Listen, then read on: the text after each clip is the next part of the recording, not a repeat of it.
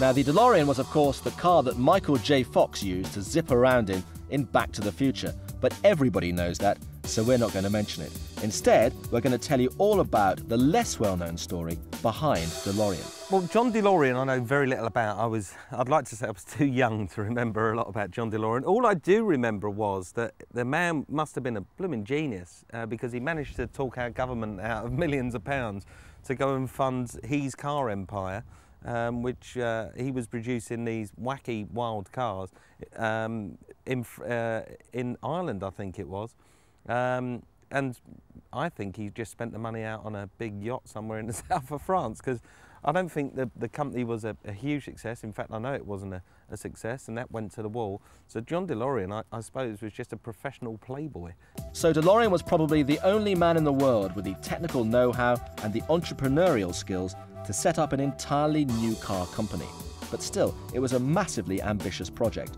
So as to achieve the profits that DeLorean had in mind, the company had to have a very economic workforce, and late 70s America wasn't the place for that.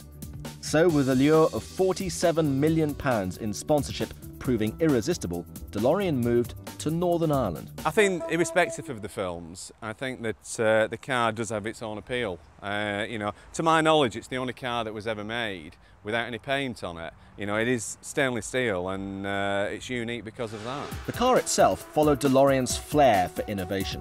With a plastic monocoque surrounded by a brushed aluminium body, the DeLorean achieved a lightweight and individual appearance.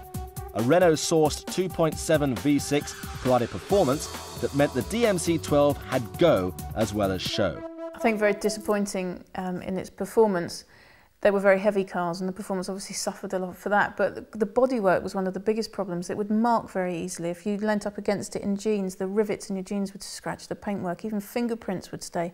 And somebody was once reported to have parked their car under a maple tree, and in the morning came to get in it, and it was covered in leaves, and hosed it off, but there was imprints of maple leaves all over the car. I do know that the production of the DeLorean sports car was fraught with technical difficulties. I think there were strikes all the time, workers weren't getting paid, the factory was continually running into masses of debt, and that's where John DeLorean went and tapped our then Prime Minister for a few quid to go and bail him out of trouble, and I think he just basically spent the money on himself.